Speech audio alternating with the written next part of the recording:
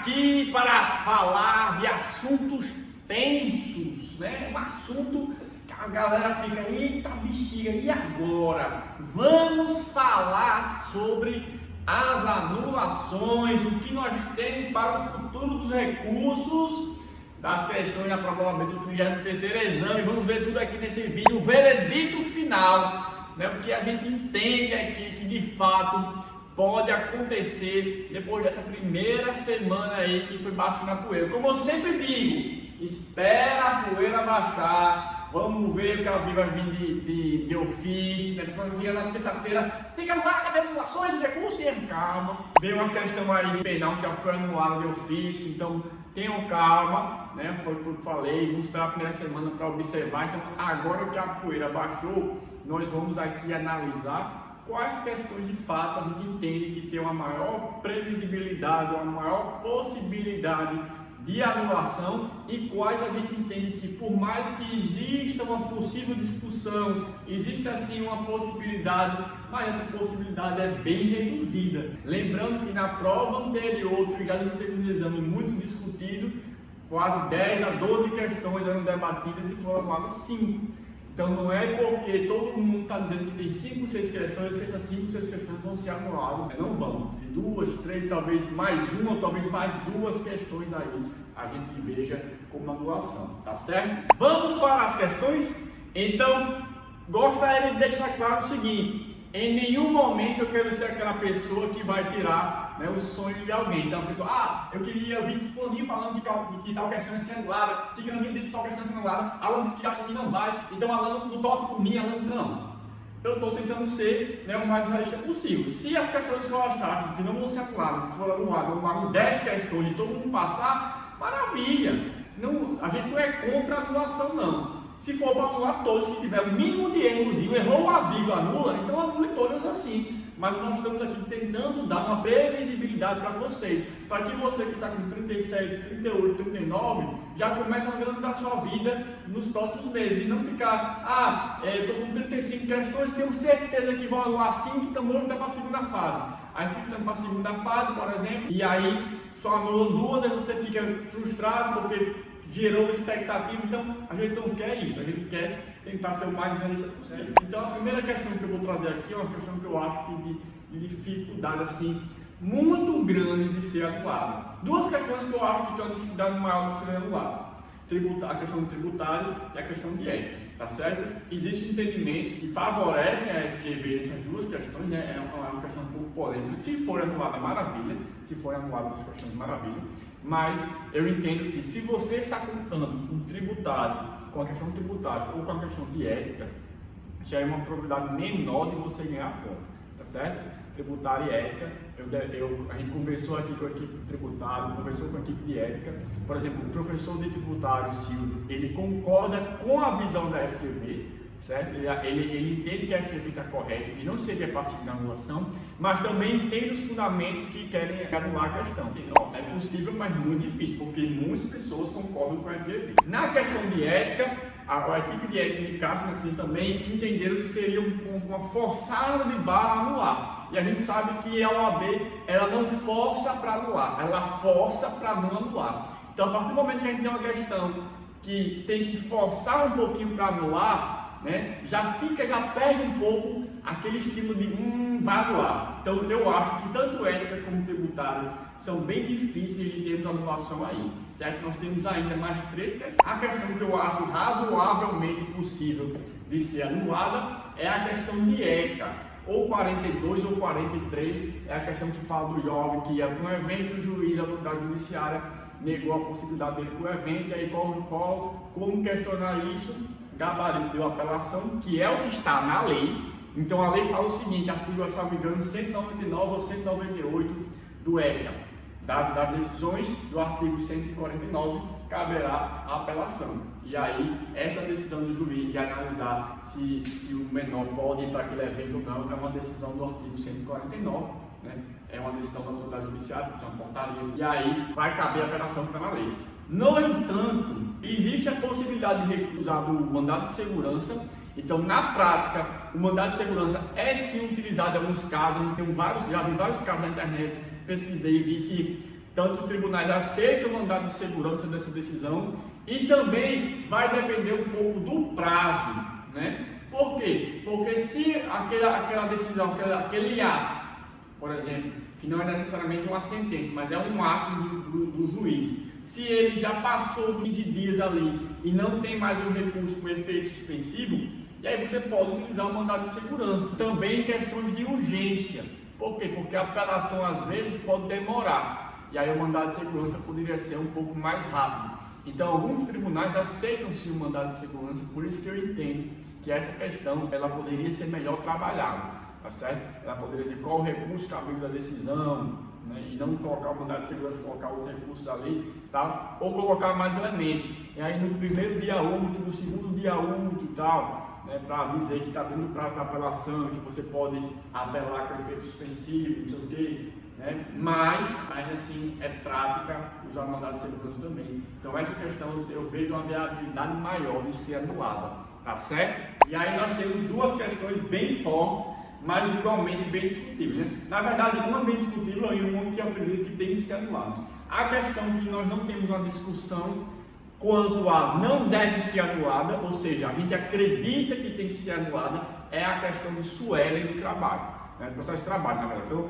que já apontou faz tempo que ela deveria ser anulada, algumas pessoas falavam que devia ser retificada de B para C, mas não há hipótese de retificação, é hipótese de anulação, tá certo? Então a questão tem que ser anulada, não há mudança de gabarito, ela tem que ser anulada, e aí quem já acertou mantém a pontuação, quem não acertou ganha um ponto, certo? Simples assim, não há hipótese de retificação. A questão que tem uma força grande para ser anulada, mas que tem ainda uma discussão, é a questão que eu trouxe aqui, direito civil, questão 38 da prova branca, é a questão que começa com Antônio decide ceder gratuitamente a posse de um imóvel dele para Carlos, aí depois de um tempo ele notifica a Carlos para devolver o imóvel, Carlos não quer devolver o imóvel, e a questão no final fala o seguinte: em razão disso, Carlos decide arbitrar o aluguel pelo uso do bem imóvel. E aí pergunta, qual é o contrato dessa relação?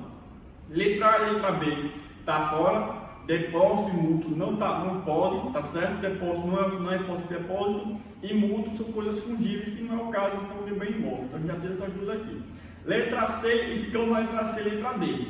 Aí o que foi dito? Olha, não poderia a resposta da comodato, mas diria que não poderia ser comodato, porque no comodato, quem é responsável por arbitrar o valor depois do período de notificação é quem está cedendo o imóvel. Aqui na questão foi Carlos. Então, o que foi dito? Olha, a FGV errou, porque no lugar de ser Carlos, era para ter sido Antônio que arbitrava o valor. Então, como a FGV errou, não pode ser acomodado, então, anulação. Eu concordo parcialmente com esse argumento. No entanto, qual é a questão aqui? A questão é, tanto na locação quanto no comodato, se passou do prazo e eu quero o imóvel de volta, eu sou o dono do imóvel, proprietário do imóvel, cedi para você, então deixei você usar no comodato, ou aluguei para você, você está alugando o imóvel, se há notificação para devolver, acabou o prazo e você não devolve, cabe a mim arbitrar o valor, tanto na locação quanto no comodato, certo? E o que isso quer dizer? Que, em tese, a questão está sem resposta. E aí, por isso, dá anulada. Ok. Porém, a FGV pode trabalhar o seguinte argumento. O fato dele, Carlos, arbitrar o valor, não invalida o contrato, porque ele pode querer arbitrar o valor assim na cabeça dele. Eu quero arbitrar um valor aqui, vou pagar. Vou ficar pagando esse valor. E aí depois Antônio arbitraria o valor que ele entender correto e paga. Se ele entender que é mais, Carlos vai ter que pagar a diferença e assim vai. Porém, né, ela pode fazer isso, esse entendimento para não anular e dizer que essas últimas duas linhas não mudariam o contexto da questão, o contexto de comodato ou alocação não vai poder ser pela questão da gratuidade. Fica claro que é comodato. Mas essas duas linhas finais induzem o aluno a erro. Então nós temos duas hipóteses aí. Ou o nome veio errado, então se a intenção da FGV era deixar claro que era um comodato, e aí colocou Carlos no lugar de Antônio erroneamente, está claro o erro. Então, anulação. Se a intenção da FGV era dificultar a questão e trazer esse lado interpretativo, colocando Carlos de forma proposital, e aí, para dizer, no entendimento dela, que o fato de Carlos arbitrar, apesar dela dizer que quem teria que arbitrar seria Antônio, não mudaria o teor contratual, porque não muda de incomodato para locação, permaneceria um comodato, aí é uma questão altamente dolosa, tá certo? É uma questão que eu digo assim, ela é uma questão feita para induzir o aluno a ele. Pode ser que a FGV diga, não, essa foi minha intenção. Por quê? O fato de Carlos arbitrar não muda o contrato, porque tanto na locação quanto no comodato, nessa situação, quem deve arbitrar seria, se fosse uma locação, Antônio, se fosse um comodato, também Antônio. Então o fato dele Carlos arbitrar não muda a relação contratual que seja de comodato, pode ser a interpretação da FGV. Porém, isso pode sim induzir as pessoas a ele. Então, na minha interpretação, eu estou interpretando a questão como se houvesse um erro de redação, como se o nome Carlos tivesse colocado erroneamente. Se isso foi o que aconteceu, a questão anulada. Se foi o contrário, aí a banca vai analisar o que ela entende. Eu acho que a questão induz assim a erro, induz a erro e por isso tem que ser anulado. Não deveria ser esse tipo de questão que avaliaria o aluno. Não é colocar uma pegadinha ali para tentar modificar a relação e confundir o aluno. Tá certo? Então, para vocês entenderem melhor e encerrarmos por aqui, o fato de Carlos arbitrar o aluguel não muda a relação de comodato para locação. Então a FGV pode dizer que isso foi feito de forma proposital para que as pessoas que tivessem uma dúvida colocassem locação e errassem, ou pode ser feito por um erro mesmo de digitação, era para ser Antônio ver o Carlos. Se foi erro, anulação. Se foi daquele jeito, dessa hipótese de proposital, aí ela pode sim defender que ela está correta, e aí, paciência. A questão provavelmente não vai ser anulada, mas eu entendo sim, na minha opinião, que ela tem que ser, se foi erro tem que ser anulada, se não foi erro nós temos sim a possibilidade de indução do aluno a erro, e aí nós temos também, deveria ser anulada, porque é uma questão meio que vai um pouco contrário à lei, então anularia 38 de Arissuélio. Para que a gente possa ter o encerramento aqui, o que é que eu diria? Nós teremos uma anulação de Sueli, muito provavelmente. E de segunda, assim, a mais provável que eu acredito de corpo e alma que nós temos anulação, Sueli. E aí nós podemos, de forma um pouco menos confiável, ter uma anulação, acredito que serão duas, uma anulação ou na de civil ou na de ética, e muito dificilmente tributária e ética. Mas ainda que venha a anulação em tributária e ética, acredito que nós teremos pelo menos mais duas anulações, no máximo, e aí ficando 3 no total. Então o que isso quer dizer, aluno?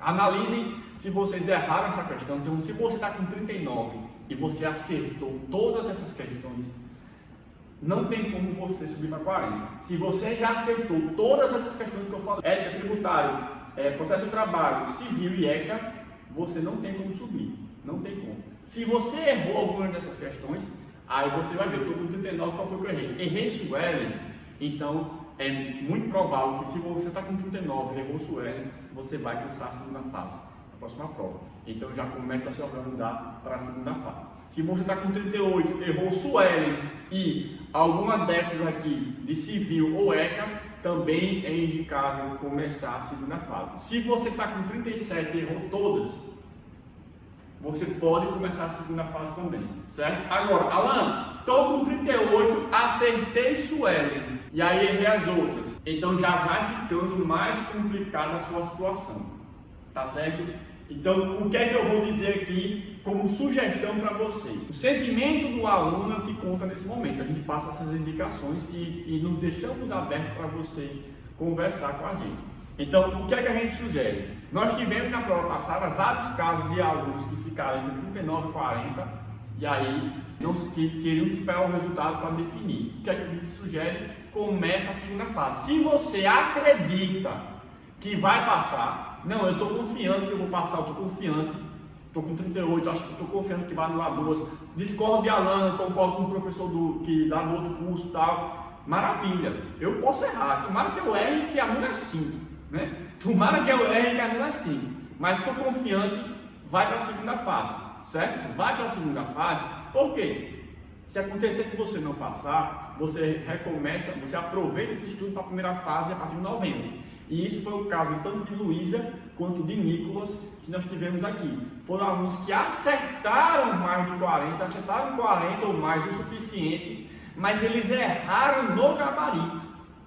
Então veja, eles tinham a dúvida se iriam passar ou não com as anulações. E é o que foi que aconteceu. Começaram com a segunda fase. Começaram na segunda fase. Com as anulações da prova passada, eles foram aprovados. Mas eles erraram no gabarito algumas questões. E aí, se não tivesse errado no gabarito, estavam na segunda fase. Como eles erraram no gabarito, ficaram na primeira. E aí foram para a primeira fase, fizeram a primeira fase do projeto terceiro, passaram e agora estão na segunda fase. Então veja, esse começar pela segunda fase não atrapalhou os estudos deles. Tá vendo? Então, por isso que a gente indica isso, certo? Se você vai para a primeira fase e depois para em novembro para começar na segunda, aí a complicação é maior, certo? Então, tem uma reflexão aí, analise, qualquer dúvida, manda aqui pra gente, manda nos comentários, fala comigo, fala no Instagram da rádio, que os professores vão responder, tá certo? Um forte abraço, vão aqui rezar para que nós tenhamos mais algumas anulações justas. Quando tem erro, tem que anular, não tem que fazer, a prova foi boa, mas se tem erro, tem que anular. E aí a gente vai trabalhar por essas anulações. Espero que vocês consigam o resultado. Para aqueles que não conseguiram, tenham calma que no momento certo vai vir. Forte abraço e até a próxima!